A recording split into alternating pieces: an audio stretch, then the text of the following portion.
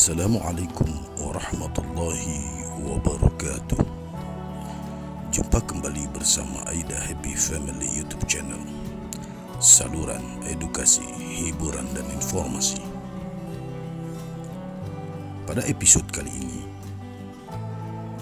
kita akan berbicara tentang 7 situs Indonesia yang tentu saja di bawah perlindungan UNESCO. UNESCO telah menetapkan 878 situs atau peninggalan budaya purbakala untuk dilestarikan oleh badan dunia tersebut. 7 diantaranya berasal dari Indonesia, yaitu Candi Borobudur, Pulau Komodo, Candi Prambanan, Taman Nasional Sumatera, Ujung Kulon, Sangiran, dan Lorentz. Yang pertama kita akan bicara tentang Ujung Kulon. Habitat badak Jawa. Taman Nasional Ujung Kulon terletak di bagian paling barat Pulau Jawa, Indonesia. Kawasan Taman Nasional ini juga memasukkan wilayah Krakatau dan beberapa pulau kecil di sekitarnya, seperti Pulau Handelum dan Pulau Pecang. Taman ini mempunyai luas sekitar 1.206 km persegi atau 443 km persegi, diantaranya adalah laut, yang dimulai dari Tanjung Ujung Kulon sampai dengan Samudera Hindia. Taman Nasional ini menjadi taman nasional pertama yang diresmikan di Indonesia dan juga sudah diresmikan sebagai salah satu warisan dunia yang dilindungi oleh UNESCO pada tahun 1992 karena wilayahnya mencakupi hutan lindung yang sangat luas. Sampai saat ini kurang lebih 50 sampai dengan 60 badak hidup di habitat ini.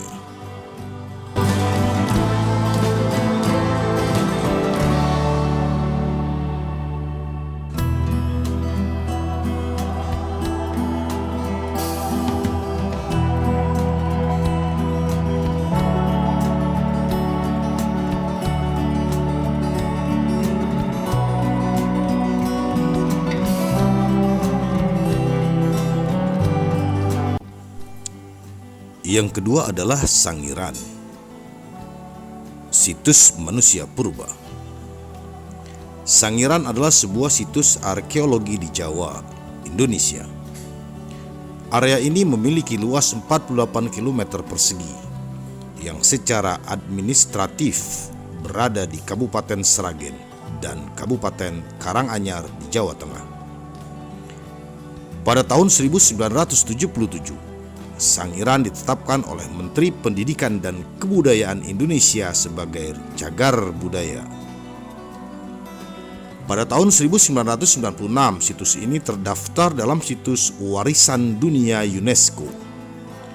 Tahun 1934, antropolog Gustav Heinrich Raff van Koenigswerd menemukan fosil dari nenek moyang manusia pertama, Pithecanthropus erectus atau manusia Jawa. Ada sekitar 60 lebih fosil lainnya. Di antaranya fosil Meganthropus paleojavanicus yang kini disimpan di Museum Sangiran dan diduga manusia purba sejak sekitar 2 juta tahun yang lalu hingga 200.000 tahun yang lalu, yaitu dari kala Pliocene akhir hingga akhir Pleistocene tengah. Di museum ini terdapat 13.086 koleksi fosil manusia purba terlengkap di Asia.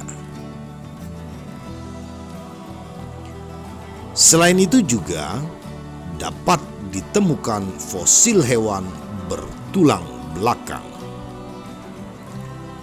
fosil binatang air, batuan, fosil tumbuhan laut, serta alat-alat batu.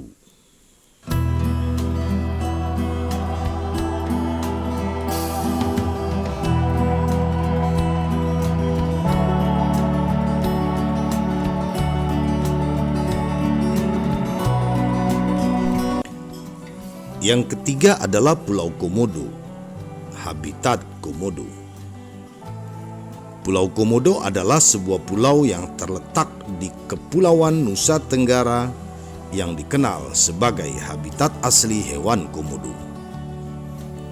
Pulau ini juga merupakan kawasan Taman Nasional Komodo yang dikelola oleh pemerintah pusat. Pulau Komodo berada di sebelah barat Pulau Sumbawa yang dipisahkan oleh Selat Sape. Secara administratif, pulau ini termasuk wilayah Kecamatan Komodo, Kabupaten Manggarai Barat, Provinsi Nusa Tenggara Timur. Di Pulau Komodo, hewan komodo hidup dan berkembang biak dengan sangat baik. Hingga Agustus 2009, di pulau ini terdapat sekitar 1.300 ekor komodo, ditambah dengan pulau lainnya, seperti Pulau Rinca dan Gili Motang. Jumlah mereka keseluruhan mencapai sekitar 2.500 ekor.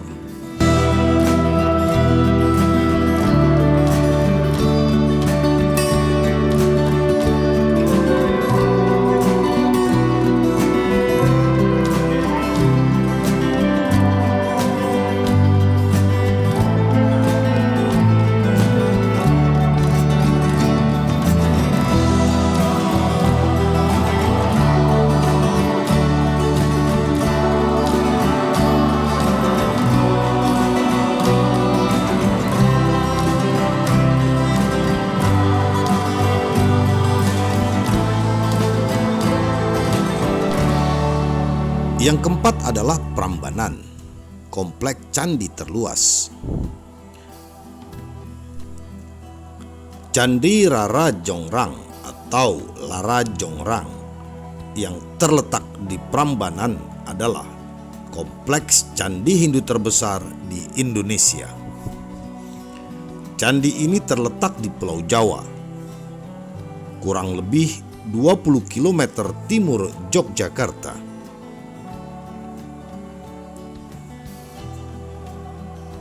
40 km barat Surakarta dan 120 km selatan Semarang. Candi Rara Jongrang terletak di Desa Prambanan. Candi ini dibangun pada tahun 850 Masehi oleh salah seorang dari kedua orang ini, yakni Rakai Pikatan, Raja kedua Wangsa Mataram I atau Balitung Mahasambu. Semasa Wangsa Sanjaya, tidak lama setelah dibangun, candi ini ditinggalkan dan mulai rusak. Pada tahun 1733, candi ini ditemukan oleh C.A. Lons, seorang berkebangsaan Belanda. Kemudian pada tahun 1855, Jan William I.J. Zerman mulai membersihkan dan memindahkan beberapa batu dan tanah dari bilik candi.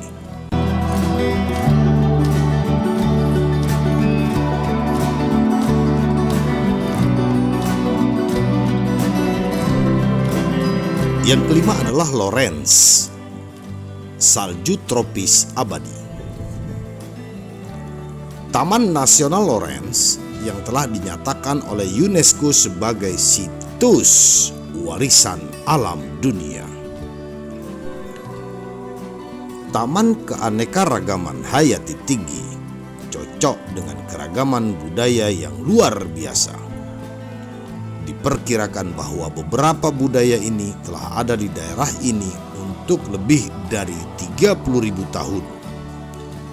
Salah satunya adalah suku Asmat yang terkenal keterampilan mereka membuat patung-patung dari pohon kayu.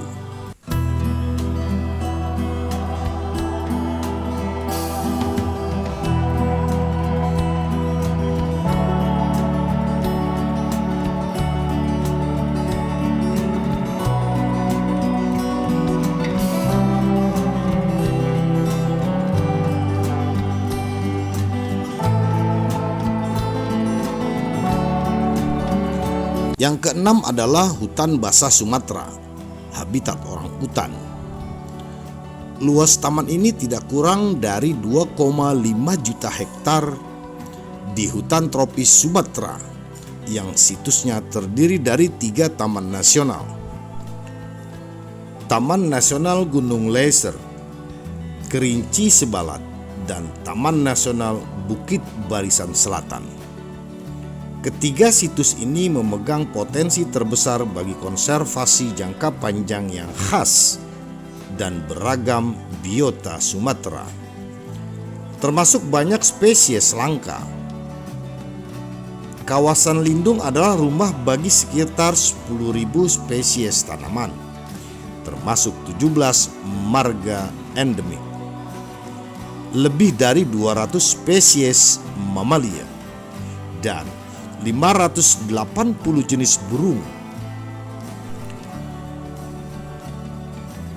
yang beberapa di antaranya adalah 465 penduduk dan 21 di antaranya adalah endemik. Dari spesies mamalia, 22 orang Asia tidak ditemukan di tempat lain di kepulauan, dan 15 adalah terbatas pada wilayah Indonesia, termasuk endemik orang utan Sumatera. Situs tersebut juga memberikan bukti biografik evolusi pulau.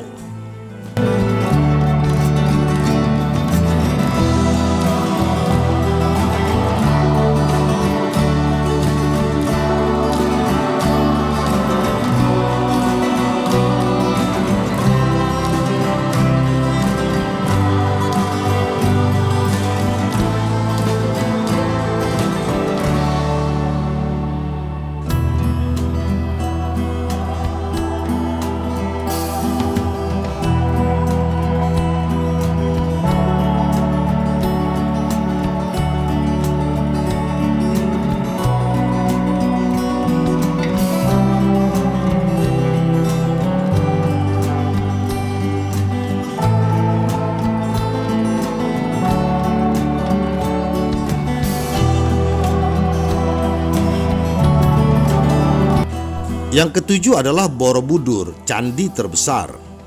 Borobudur adalah nama sebuah candi Buddha yang terletak di Borobudur, Magelang, Jawa Tengah. Lokasi candi adalah kurang lebih 100 km di sebelah barat daya Semarang dan 40 km di sebelah barat Laut Yogyakarta. Candi ini didirikan oleh para penganut agama Buddha Mahayana sekitar tahun 800-an Masehi, pada masa pemerintahan Wangsa Shailendra. Sejarawan J.G. de Kasparis dalam disertasinya untuk mendapatkan gelar doktor pada tahun 1950 berpendapat bahwa Borobudur adalah tempat pemujaan. Berdasarkan prasasti Karangtengah dan Kahulunan, Kasparis memperkirakan pendiri Borobudur adalah Raja Mataram dinasti Shailendra bernama Samaratungga yang melakukan pembangunan sekitar tahun 824 Masehi. Bangunan raksasa itu baru dapat diselesaikan pada masa putrinya, Ratu Pramuwardhani. Pembangunan Borobudur diperkirakan memakan waktu setengah abad. Demikianlah yang bisa disampaikan. Semoga membawa manfaat. Mohon maaf atas segala kekurangan di sana sini. Akhirnya, Assalamualaikum warahmatullahi wabarakatuh.